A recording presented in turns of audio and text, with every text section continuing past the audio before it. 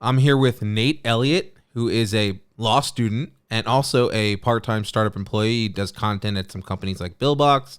He also writes a startup newsletter called Startup Salad, and he has some really interesting thoughts about Clubhouse, which we'll get to on this episode of Techie Bites. So Nate, it's great having you on. I found you on Twitter when you posted that thread about the bear case for Clubhouse and why it actually isn't the next big thing. And that's what we'll be talking about today, especially since last week the episode was all about why Clubhouse is the next big thing. So I figured the counterpoints will weigh it out. And I got to give you props, man. It's always easier to do the bull case than it is the bear case. So I welcome this.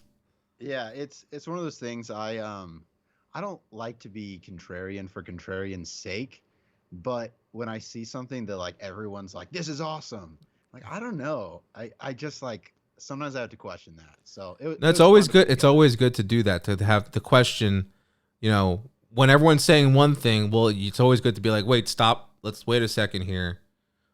How realistic is what we're saying? Yep. You know, times change, things happen, as is always the case. So it's always good to have an alternative point of view, that devil's advocate, so to speak. Yeah. And that's what law school does to you. You spend, I've been in law school almost 2 years now, and pretty much all it is risk identification and figuring out how things could go wrong. And so 2 years of that it'll warp how you see the world a little bit.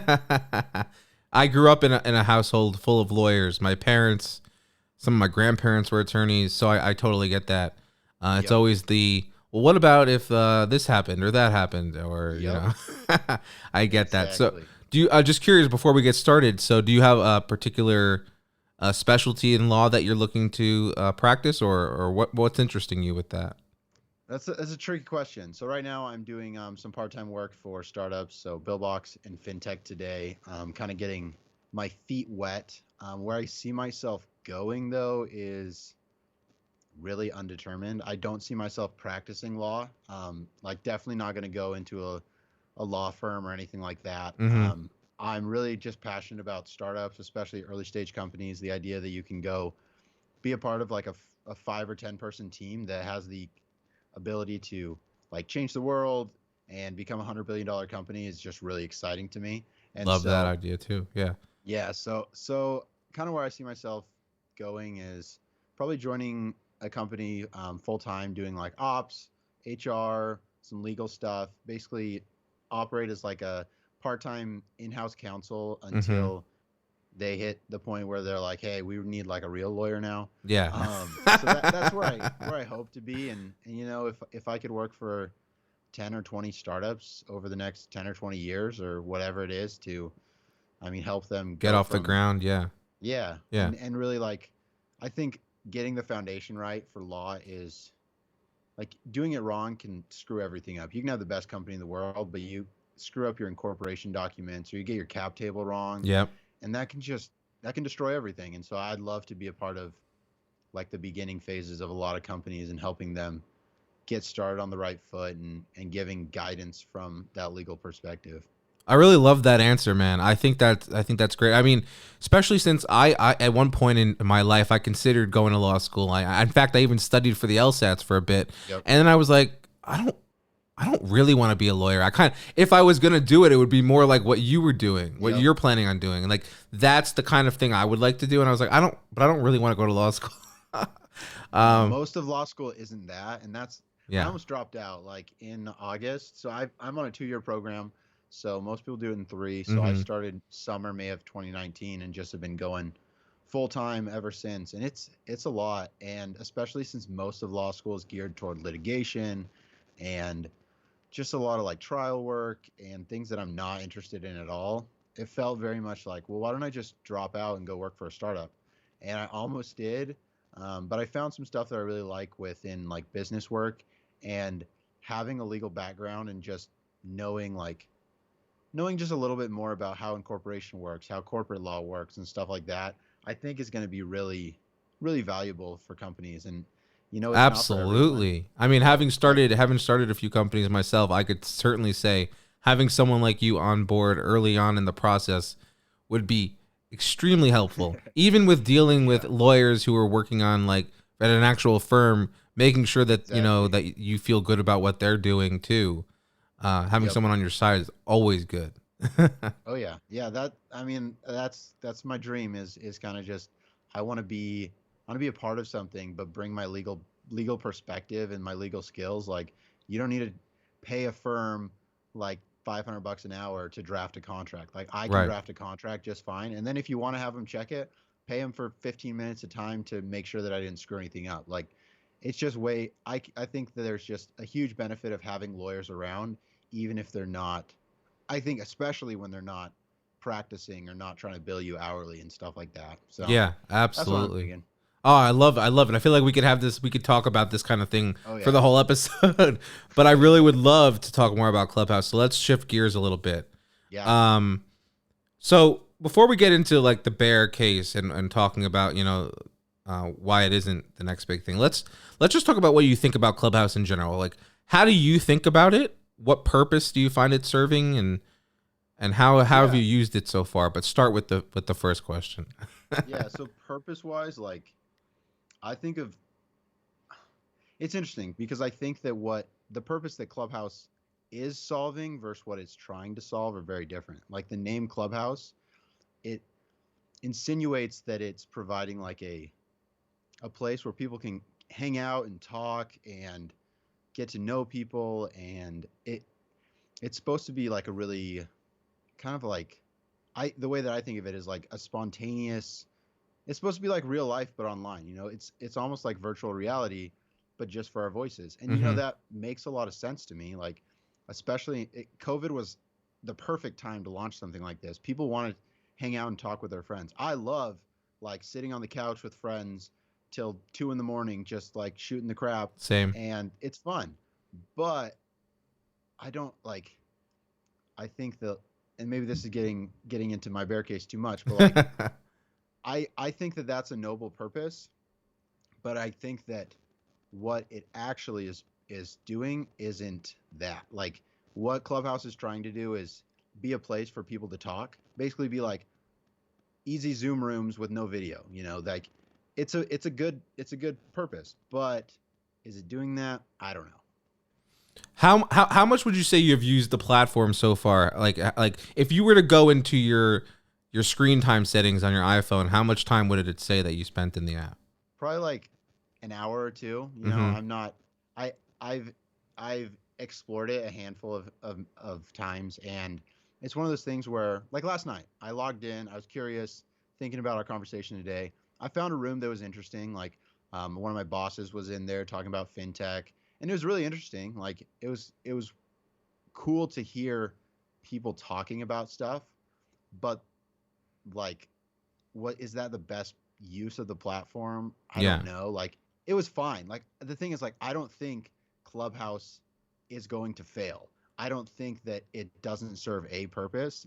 I just don't think it's $100 billion company. I don't think Mm. that it's like the next Facebook or anything like that. And I think that it provides a really cool platform for certain things. Like, there's no other place that I've seen like 15 people from fintech Twitter just talking, like actually talking. It is unique, but my experiences have just been not, it's not something that I can like reasonably prioritize, Mm-hmm. or not something that I see being, I don't know, I don't see it being Twitter.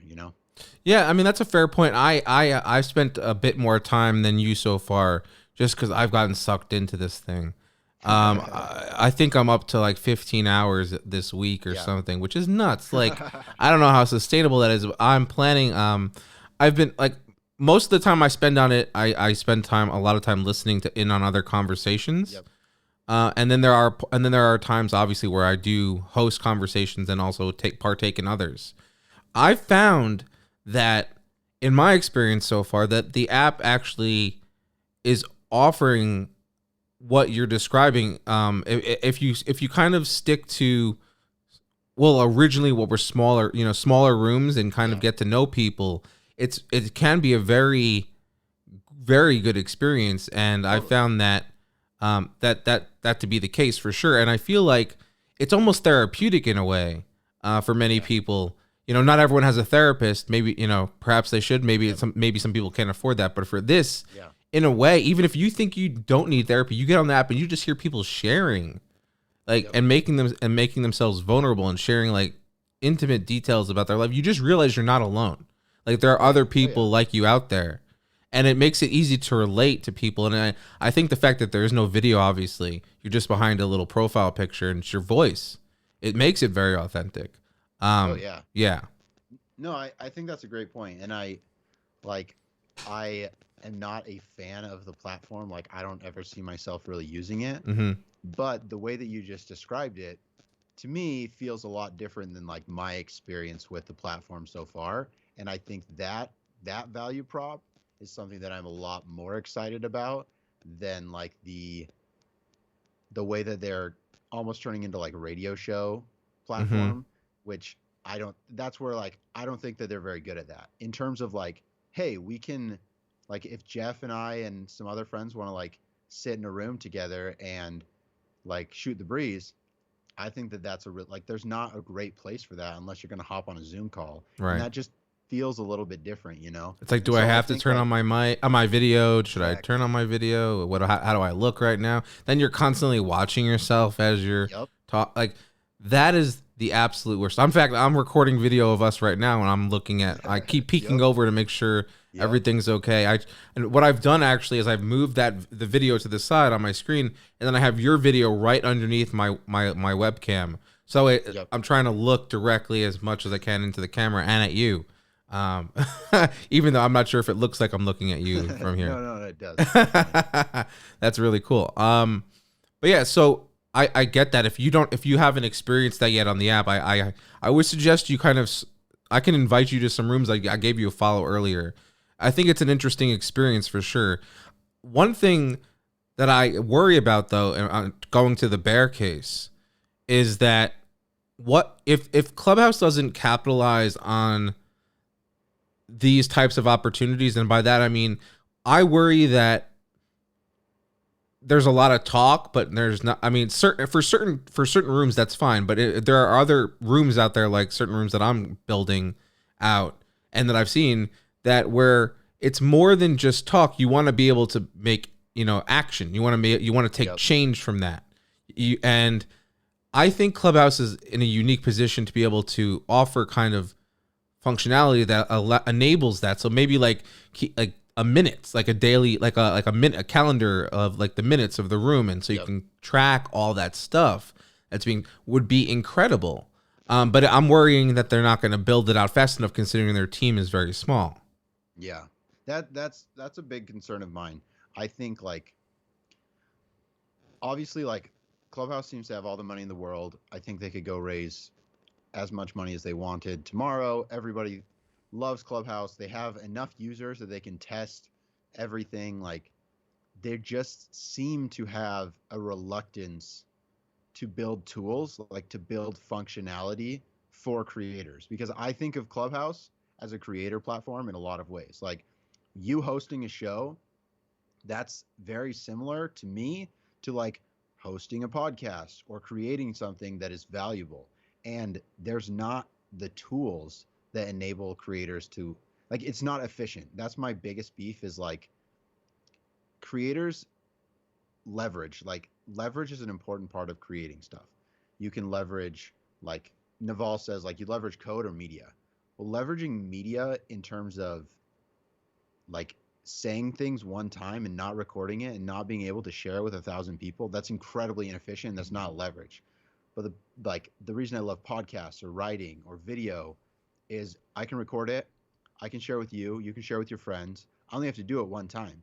But Clubhouse isn't enabling like, I know there are workarounds and stuff, but it's not enabling people to do the things like interacting with followers or recording like directly to podcasts that I think takes that media from a single use to a like leveraged product the way that it should. Like, it's a fine line, because what you run into is you want to build that like urgency to go on Clubhouse, to use it so that people will be there in the moment. Right. But if you're hosting a show and I got to put my kid to bed, well, that kind of sucks because I want to, like, what if I want to engage with you and I want to learn, but like you said, there's no minutes, there's no episode unless you're like using a funky workaround to record the show. Like that just kind of sucks because I want to be a part of your audience, but Clubhouse is standing in the way of me really interacting with you. Do you know what I mean? I do know what you mean. There are definite limitations at the moment in Clubhouse, and one of the ones that you talk about in the bear case on your Twitter profile is the fact that Twitter is building out Spaces, right? Yeah. And now, say what you will about Twitter, they have a platform that has hundreds of millions of users on it, and people have already built up followings there. And from what I'm gathering, it seems like most people aren't interested in rebuilding. You know? Yeah. A lot of people aren't, at least. Which is definitely a hurdle that, you know, Clubhouse is going to have to overcome in order to become the next big thing. Yeah. I'm curious what you think about Twitter Spaces and what they're doing right compared to Clubhouse. Yeah, well, so Twitter, I mean, historically we've given Twitter a hard time for they're just slow. Like, I mean, the product are is pretty extremely similar. slow. Yeah, I mean, the product we're using today is very similar to the product it was when I started using it 8 years ago or 9 years ago or whatever. Like, it hasn't changed that much, and I think that's okay because, like, it's a good product. But we've seen over the last like 3 months since like the activist shareholders started breathing down Jack Dorsey's neck, like we're seeing some big changes. They acquired Review, they acquired the Spaces team, and the podcasting network. Right, and they also acquired Squad, which is what they're using in part to build out Twitter Spaces. Exactly. Yeah. So I'm seeing more of a push for innovation, which I really appreciate. But I also really I've tuned into a couple spaces, and it's still buggy. Like, but I appreciate that they're pushing it out before they know it's 100% ready to try to get that user feedback, get people to buy in. And I think that there's a lot of things about Twitter Spaces that's better. Like, I want to scroll Twitter while I'm on Clubhouse. I think most people probably do. You know, if you're not busy doing something, you're probably on Twitter. Like, if you're on Clubhouse, I would bet like 75 at least % of people on Clubhouse are on Twitter, if not 90. Mm-hmm. And so, like, those audiences, like, it's just crazy to me that people are going to Clubhouse to listen to people talk, and then they go back to Twitter to like read what those people are tweeting about, you know? And also to talk about what they're talking about on Clubhouse, though. Exactly. It doesn't make any sense to me that once Twitter has spaces available, that people are going to be scrolling on Twitter and then see, oh, I'm on Clubhouse, and then leave the app to go listen to something when they could just see at the top of the screen, oh, my friends are in a room. Let's go listen there. Like, the friction, I think that once Twitter has that ability, like once the features all rolled out, I just think your Clubhouse is going to lose a lot of that people's willingness to context switch. Yeah. I think that could be true as long as Twitter makes the early days of Spaces a more organic, less algorithmic thing.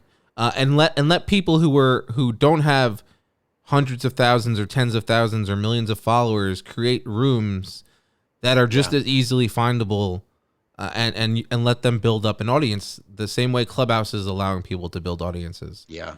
Because I think that's a really good point. Yeah, because the gold rush is happening on Clubhouse right now. The gold rush on Twitter is way past. You know, right? You know what I mean? Like, so I think if in order for Twitter to succeed here, they need to make it easier for someone who's just getting started to have a shot at building up a real audience on the platform, and not just rely on existing power users of the platform. That's what I hope they do. I think that would be critical for massive success here and to crush Clubhouse in the process. I'm skeptical that they will do that, which could be really bad for them. You know, like, you're right. That is a reason why Clubhouse has been successful, is because it kind of feels like that American dream, like that manifest destiny. Like, absolutely. Go to Clubhouse, you can start from zero and you can have 1 million followers. Like, people love that. And if Twitter doesn't give people that, then people are gonna feel like, what? It's just another feature that no one's gonna that people who don't have, followings are gonna use, and maybe they'll get a couple people, and then they'll be like, all right, that was fun, let's write it off. There's nothing to it. You got to give people that incentive, that reason to wanna to go out there and explore the frontier, as you pointed out. Yep. Absolutely. Yeah, I don't know. I think so. My kind of thesis around the bear case is Clubhouse is trying to do two things. Mm-hmm. It's trying to be like an online party line, and I actually think that's a pretty good use for it. I think like the things that you're talking about of like having conversations with friends, I think that's super useful, and I think that there's a need for something like that. And I think that's the area that Twitter Spaces could fill really like a lot easier, because you already have friends on there. You don't have to search.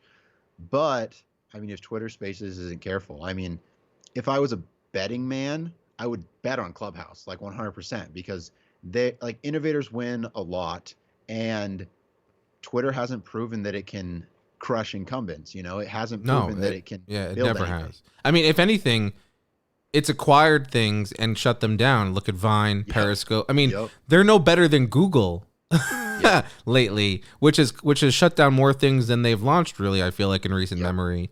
Which actually brings me to another question I have for you. We'll get back to the bear case in a second. But from an acquisition perspective, do you think, I mean, Clubhouse should sell? I mean, if we're doing the bear case here, you probably think that they should sell. Yeah, that's tricky. I've thought about this a lot, and I guess it depends on like the context. If I'm a founder of Clubhouse, I sell in a heartbeat. Like if I got an offer from Facebook or Twitter or Spotify or whoever, and they're like, hey, $10 billion. Mm-hmm. And that's the number I was throwing in my head too. Yeah. Throwing it in my head. To me, it's just a no, it's a no-brainer. You're going to get more money than you could ever need. And like a platform to build it, will it work? Maybe, but it maybe wasn't going to work anyway. Like you have a lot of momentum. You might as well, like you only have one life. Like you have the opportunity to like change your family's life forever. Like, and you could still work on it. It's not like they're buying it and then they're going to fire you. Like the reason Clubhouse works, I think, is because the founders did a really good job. So they're going to want to keep them in place, and like not all acquisitions go wrong. And so I don't know. I definitely sell, but I'm also greedy, and I know why I do things. I want to change the world a little bit. Want the cash. A lot more. I want money. Yeah. Yeah. I mean, that you bring up. Okay, continue. I'm sorry. Well, like, no, it's okay. From a company perspective, what do I think is the best for the company? I would be very, very careful about who I partnered with. Mm-hmm. I see a lot of people saying like Spotify should buy them. I don't know. I don't think that they're in the same category to me. Like, I understand it, but I don't. Like, I think Spotify's still trying to make a name for itself in the podcast game, and it might extend itself too far if it tries to get into consumer audio. Mm-hmm. I think it makes the most sense for Twitter to buy Clubhouse and plug it right in, because that's where most of the users are coming from. Like, merge the two apps, basically build a Clubhouse tab in the bottom and do it that way. Twitter Clubhouse. Exactly. Like, that's what I would be looking for. But I mean, don't sell to Facebook. Nobody on Facebook is using Clubhouse. Facebook, I don't know, like I wouldn't sell to Facebook unless they offered me $20 billion and I could be done. Like I don't want anything to do with Facebook. I think it's a horrible product. Yeah. And like, I just don't think that. I mean, I think selling to Facebook would actually be detrimental just to the whole thing anyway. No one on it. I don't, based on what I've gathered, it would totally ruin the vibe of the whole app for sure. One of the couple of companies I was thinking in terms of getting in the mix here for a potential acquisition if they were to sell, one, Apple, especially since there's no Android version yet. Imagine, think about they could keep it exclusively on iOS. Pretty smart. And then, think about the selling of, like, you could use it to leverage Apple TV content, have the stars on for the shows doing things, earnings call, like you could entice people to buy iOS products and iOS devices and things like that. I mean, and you can really, I mean, Apple has the star power to get whoever they want, whoever, and the money, whoever they want into this app to encourage people to use their platform over Google's. I mean, that would be something. And the other one I was kind of tossing around that someone mentioned to me was Tesla.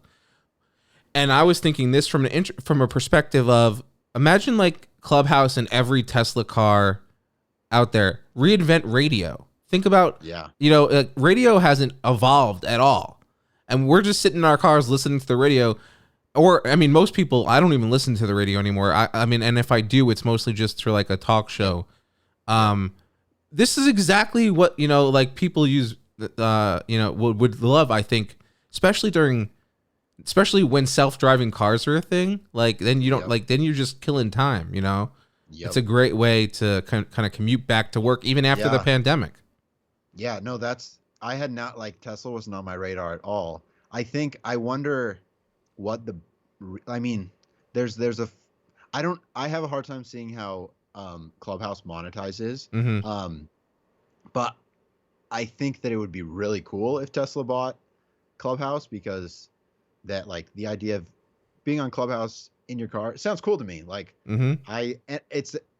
It's a better way to do phone calls. It's a better way to chat with your friends. And I think you might run into some regulations where a lot of states are going to be like, nah, you can't be on Clubhouse in the car. We don't want that. But then what does Tesla really get out of that? Right. I mean, I don't know if that's a difference maker in people buying their cars, or that's a difference maker revenue wise. But I think it's definitely an interesting idea. Yeah, absolutely. I mean, I said it, so I guess I agree. So okay, so let's talk more bear stuff.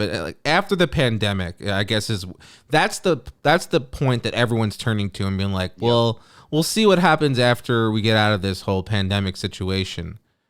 I guess so. Here's the question: do you think that what does Clubhouse have to do to remain to not fall flat after the pandemic, and how difficult will that be for them?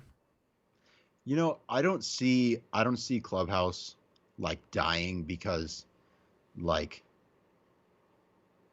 vaccine comes out and we go back to life is normal. I don't see that happening, because people really enjoy the conversations that they're having, and we're moving, even without COVID, we're moving towards a world where we like to make friends online. I really enjoy chatting with my friends. I've met 15 or 20 new people just this year that I was like, hey, let's hop on a Zoom call. I think that people like that, but I think that you are going to run into a problem on Friday nights when people are out with their friends, or they are at the beach on Saturdays. It might turn into something where we going to see the numbers? And so I think that one thing Clubhouse could do is they could almost look to a TV or a radio show model, where it's hey, scheduled programming. And that gets people buy-in for hey, on Friday nights at 10, we do Riff Radio, or the NYC Shoot Your Shot Girls or whatever are on. To get, but honestly, I think that they might have to start acquiring people's content, which is a weird thing, because it's not structured in a way that we're used to. The only one, there are a few, the Good Time Show, and you're starting to see them routine shows on a schedule, but it's not the same. It's not the same as buying a radio show or a podcast where you can be you can point to that. It's more hey, these are some hosts, and every night they come on at the same time. Right. What are you actually buying? That's actually something that I'd be really interested in working on as a lawyer, is thinking through, how do we even structure that deal? What are you buying? What exactly is the intellectual property here? And how do you maybe you just hire them on as employees? Personalities or something. Yeah, I don't know what that looks like, but if I was Clubhouse, and I would start thinking about that, because you have some shows like the Good Time Show or other ones. Like I said, I'm not super familiar with all the goings on Clubhouse. Yeah. But I think that would be something that could help people stay on, because I actually think that Clubhouse has turned more into there's two segments. There's the radio show part of it, and there's the hey, Jeff, let's get some friends together and let's chat in a room. Yeah. And it's not like there's like, I don't know, I call it like voyeurism. Like we love to like listen in on people's conversations, and I think that makes some people uncomfortable. Like if you and me and some friends are talking and it's just like four of us, I'm gonna be a little uncomfortable if there's 10 people like in the audience listening to us like talk about what we had for lunch. Like that makes me a little uncomfortable. Yeah. But then there's the radio show aspect of it where people are like, they love it. Like we're here to put on a show for you. And I think that the group stuff that might die off a little bit, but I don't think so because people are making friends online. Like you and I, we'll probably never meet in person. I don't know. Like I think you're in Florida. Like maybe I'll come down to Florida and maybe we'll say hi. But like if I want to chat with you, what are my options? Like we can hop on a phone call, hop on a Skype call, or we can hop on Clubhouse, and that's pretty simple. And if I see you in there, hey, let's hop in a room. Right. I think that makes a lot of sense to me. Like I think that will go down, but I think that Clubhouse could probably offset that by going hard on content, by becoming more of a, hey, this is the Clubhouse channel. We have all of these shows. You can come in on Fridays at 9 and listen to like Jeff's show and hear all of his great guests. That's what I think is going to entice people to come back or like to stay on. Yeah. Because I don't know, we're all so excited to not have to worry about, like, I don't know, I just want to go out to dinner and like walk around the street and not worry about like people getting too close to me. I want to like go to the movies. And so if you can give me a reason to, you have to give me a good reason to want to sit on my couch and listen to some guys like shoot the crap, you know? Yeah, yeah. So I think like maybe I'm getting repetitive, but like going down that rabbit hole would be beneficial for them. Yeah, I mean, so I think you brought up a good point with the scheduling. For starters, I've been I started a club. I haven't. It's not official yet because I can't submit anything because the form is down. But a South Florida entrepreneur club, and already, I mean, I had the first. I started it with a co-founder, a friend of mine who I met on Clubhouse. Cool. And he's the chairman at 1909. His name is Nicholas Monacki, and basically we're starting this club, and we've already gotten a bunch of really great interest in people coming in and talking about the Florida tech scene and wanting to then build out a, you know, when TechCrunch launched, and this is my goal for everyone who's listening. My goal, you know, when TechCrunch launched, it was like the way Michael Arrington described it. It was the paper of record for Silicon Valley. I don't think they ever put that in anywhere, but that's kind of how he described it. And I think that is something that is needed here in Florida. Like we need more TechCrunches. You know, they can only spread themselves so thin, and they already. And I feel like, in a way, and actually, I kind of feel like they have lately. I feel like the coverage hasn't been as good as it used to be. It pains me to say that, as much as I love a lot of the people that work there. I know some of them personally. But yeah, like what my point was, I'm getting at was that people are scheduling more and more events on Clubhouse, and I'm even scheduling out, event later today. And then we're doing Monday, Wednesday, and Fridays. And I think that the name of the game for Clubhouse is to make sure people like me are consistently going out there and creating these opportunities and these rooms for people to take part in and get the real value from the product. The more that kind of cycle happens, the better it is. And one of the things I think that they're kind of struggling with is that they haven't built out a way to like do like a massive kind of scheduling thing. You can only kind of do one at a time. It would be great to have something where you could actually schedule out like a repeating event or something. And these are like, there's like tons of little things. Like you pointed out in your bear case, like Twitter Spaces, the audio quality is already a ton better. And it is. I've noticed that myself just using the both platforms. And Twitter also there's such a limited rollout right now, and that's the way they always do things. They always are so slow, as we mentioned. But they already have features like reactions, emote reactions, which is I don't know huge. If I'm sure you're aware of this, but if you're listening, you're not aware. On Clubhouse, there is no way to like clap or react to what people are saying if you kind of want to show support. So what you have to do is tap on the microphone icon and mute yourself, unmute yourself, mute yourself, and then continue doing that to show that you're supporting someone. So like, and I mentioned this in last week's episode. I feel like, yes, these are little things, but they make all the difference. And like, I'm at the moment, I feel like there's still enough momentum going that these things don't need to be implemented immediately, because once they are, people will really appreciate that. Yeah. But they can't drag their feet either, and like Twitter, they can't be too slow. Yeah. No, I think that, I don't know, you said something that, like, the idea of connecting with creators. Yeah. I think the platform that does that better than any platform ever is TikTok.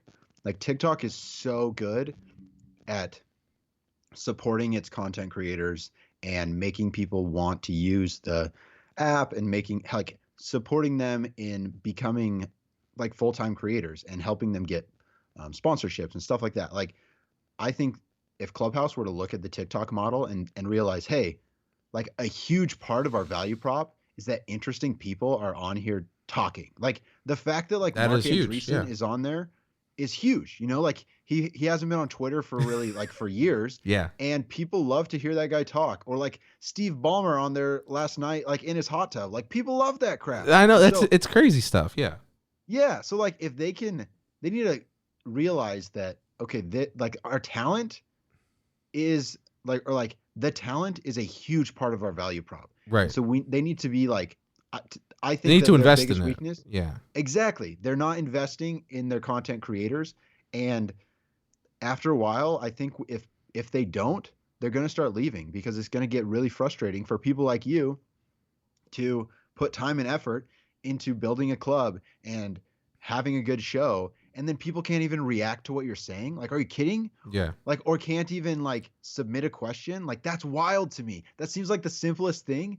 Like, I don't know. I haven't hosted a room, but I'm not going to invite some stranger on the stage to ask me a question. I'm just not going to do it. Like, I don't know what you're going to say. It's not going to happen.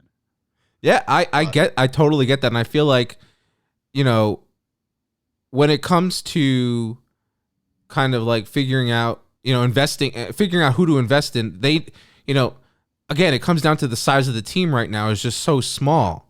There is nobody, as far as I am aware, who's actively working at Clubhouse trying to identify people to that they should be investing in. Yep. And that needs to change really quickly. In fact, I think that would be a crazy job for me. I think I would love that. And if Paul Davidson's listening and wants, hire me, because I mean, these are some ideas right here that I think are hugely valuable. And I totally agree with Nate that you have something special in that sense that, other places just don't have right now. And if you don't foster that, it'll die out. Yep. Yeah. Totally. Absolutely. So one question I had for you is, you said you're working on this South Florida Entrepreneurs Club. And I know Florida might be a little bit different than the rest of the world, so I don't know what, like, it is Florida. So I don't know what things are like socially with COVID and all that. But don't you think that once like the pandemic is over, that you would rather on a Saturday night host like a dinner downtown or go to like the club together or whatever, than all chat on Clubhouse? Like, don't you think that you'll see like a shift away from Clubhouse meetings to in person? I think the in-person meetings will certainly happen, especially if it's a local, you get a bunch of local group people involved. But that being said, I still think that there's plenty of opportunity for Clubhouse. That would be, in my opinion, you'd have like in-person events, which would happen maybe once a month, but the Clubhouse would still happen, more frequently during the week. Ideally, I mean, that would be the case. That's what I'm kind of thinking. The craziest thing is that, I'm making all these plans and trying to do all these things now. And I feel like, because there's a lot of potential here, right? We talked about this being the gold rush phase where, I mean, this is something I've been wanting to do for a long time. And I feel like with the technology that Clubhouse provides and the enabling kind of element of it, that you can meet with so many people and just hear what they're doing and the connections that you can make. I mean, I said this in the last episode. I've made more connections on Clubhouse in the 2 weeks that I was on it when I first started than the same time on Twitter probably actually even the same, like over like 3 months on Twitter. Yeah. Like it's almost overwhelming in the sense that it's very fast paced, which could, I guess, lead to another bear case. And I guess we'll talk about this and then we'll go to the lightning round because this has been such a fantastic discussion. But the is Clubhouse burnout something that we could be experiencing on the horizon? I've already heard some people talk in rooms that they had to take a couple days away. You know, there was just so much it's just so much at once. It can be overwhelming. Yeah, you know, I think it's similar to Zoom burnout. Like, I don't know, man. You get on maybe it's just me, but like, if I talk for too long, like my throat gets tired. Like, I'm not like some great orator. And when I have calls back to back to back, like at the end of the day, I'm swamped. And the last thing that I want to do is get on Clubhouse. And so I think that like, it's just one of those things where you see it. I don't know. Whenever we see something new in technology, I think we get really excited. And then after like a year or so, it kind of starts to fizzle because we get tired of old things, and then we start to use them too much. We get excited and we do get burnout. Like like Zoom is the best, but also like sometimes I just don't want to get on Zoom because I'm tired of shouting at a screen, you know, like, and I think that I don't think that we'll see Clubhouse burnout in the same way because like it's easy to just listen. It's really easy to just listen. But I think that some creators that are enjoying it now, I don't know, 2 years from now, are you going to want to spend like an hour every night talking or like trying to create content? I don't know. I don't know what you want to do, but I know for me personally, like Twitter makes sense for building an audience or for connecting with people because it's asynchronous. You know, I can pull my phone out of my pocket on a break and I can tweet something and it can blow up, or I can DM a friend. But Clubhouse is not, it's like it's synchronous and it's spontaneous, and that's part of like why people like it. But I don't know, man, in a year where people are commuting back and forth to work again, maybe, or I don't know, your life gets busier, are people really going to want to, at the end of the day, like have a conversation with people, like with 1,000 people watching? Yeah. Some people will, but I think some people are going to be like, you know what? I just want to take a nap. And I don't think I don't feel like like talking to anybody today. Exactly. Like we all get that way sometimes. But like if is that something that I'm worried about for Clubhouse? Not really. I think that there are enough people that like to hear themselves talk and like to listen to people talk that I think that honestly might even be good for Clubhouse, because I think that there's a huge portion of people that are just watchers right now or listeners. And once the like speaking crowd, like the in crowd of, hey, we're the talkers and we're here to put on a show for you, once they get like a little tired of doing that, then people are gonna be like, oh, well, maybe I'll get on stage. Like maybe I have something to add. Right. And I think that could actually be really good, you know, because I think you have a huge faction of people that go on there and listen, but they're too nervous or they're too afraid to say something. Yeah, I agree. I feel you ever listen to the radio or like talk radio? Yeah. Okay, so you know, like when people call into shows and they're like, "Hey, first time caller, long time listener." It's like that. It's exactly like that. And I think that's and I just wanted to go. Once, yeah, go ahead. More comfortable. Yeah, exactly. I gotta tell you, the first time I talked on Clubhouse, I'm a pretty good public speaker, but it was in front of like people I didn't know. I had never really talked to these people before. I was nervous. I felt like my voice was shaky a little bit, and I was like, but the more you do it, the better you get at it. And I think that'll be important just for people to see that they can do it. I think that's cool. But going back to what you said real quick about, hopping on Clubhouse for meetings and stuff, I've already done that. I mean, I'm already doing that. Those are things that type of synchronous communication where you're like the guy I was talking to you about, Nicholas, who's co-founded this club with me.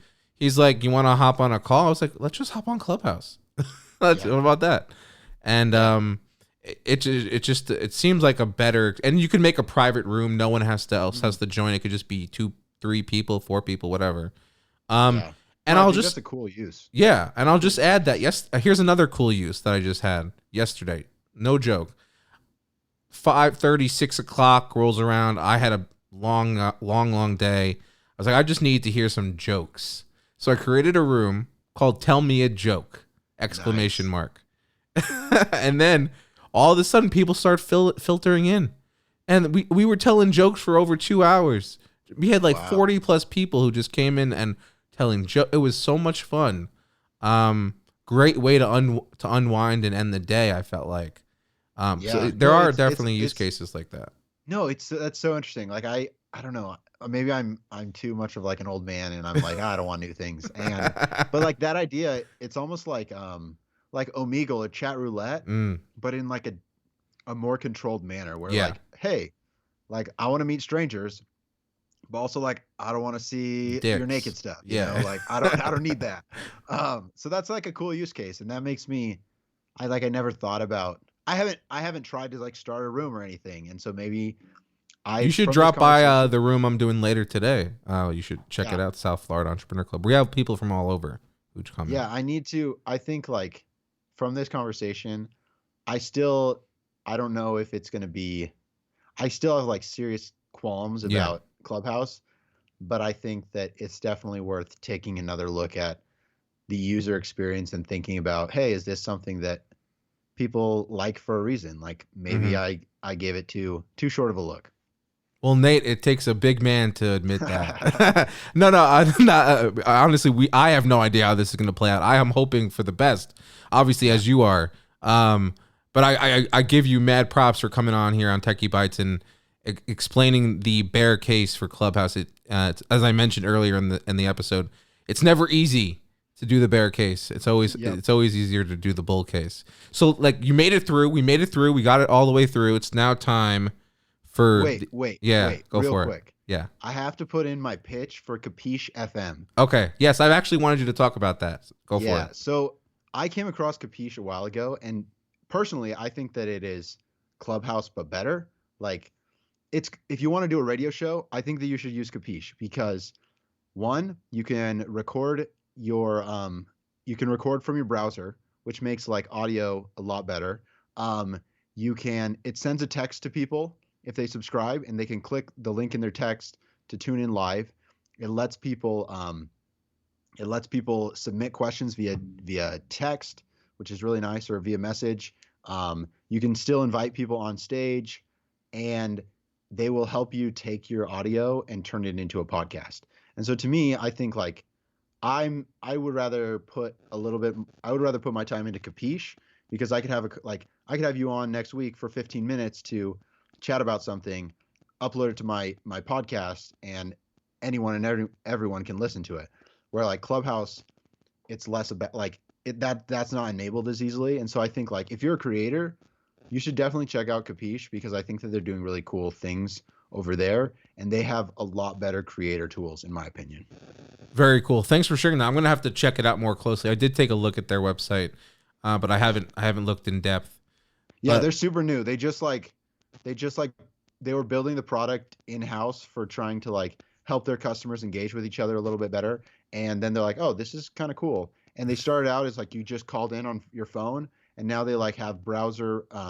You can call in via your browser and stuff. And they only launched it, I think, in November. So they're super young, and they're working out a lot of hiccups and stuff. But I think there's a lot of potential. Like they're trying to be an online radio platform. They're like accepting that is what they are, where Clubhouse is more of like, hey, we're Clubhouse. Like we're a Clubhouse.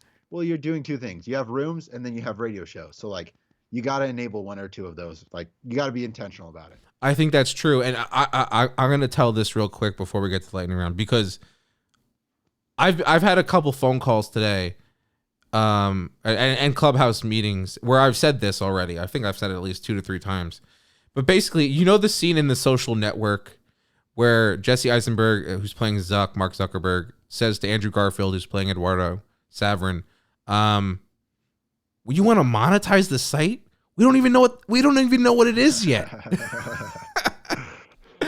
Exactly. And that's pretty much what I think Clubhouse is at this point. I don't think they know exactly what it is yet. No, I think you're right. Like, I think it's so new. Like, it's a year old, but yeah, like, what will Clubhouse look like in a year? Probably something way, way different. It's probably going to be like, for their sake, like, I hope that it looks a lot different and it looks a lot more user friendly and a lot more creator friendly and stuff like that. Yeah, absolutely. All right, let's get to the lightning round. Here we go. Sweet. If you're ready, let me know. We'll get Awesome. started. I'm ready. All right, here we go. What's your favorite artist or band? Ooh, favorite artist? The Michigan Rattlers. They're a like 4-person Americana band from Michigan, and they are like supremely underrated. Nice. I'm going to have to check them out. Book or ebook? Ooh, book or ebook? Probably Atomic Habits. It's one that I like keep coming back to. I think it's, I don't know, just one of the most important books I've ever read. And do you prefer a physical book or an ebook, though? Definitely. Oh, sorry. It's okay. No, that's a good answer too. Definitely, I'm a book guy. There's a status or I just like to be able to put books on a shelf and be like, look at all those books I read. You can't do the same thing with a Kindle. So. True. If animals could talk, which one would be the most annoying? Monkeys, for sure. Yeah, probably. What's the number one thing on your bucket list? Ooh. That's a hard question.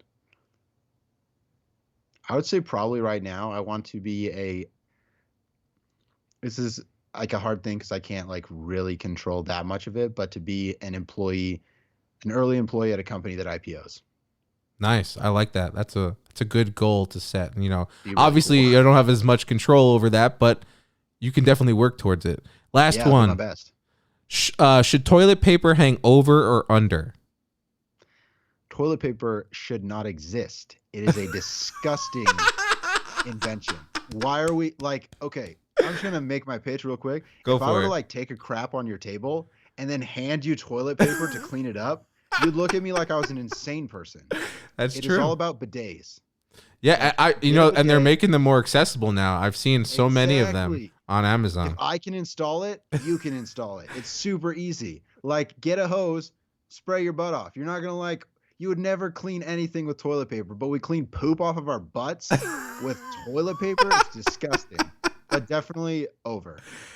Awesome. Oh my God, Nate, that was a great way to end this episode. I love that. If anyone who's listening wants to get in touch with you, Nate, what's the best way for them to do that? Yeah, I'm on Twitter. I'm at Nate Elliott, NateElliott. I just got the Nate Elliott handle. I'm stoked about it.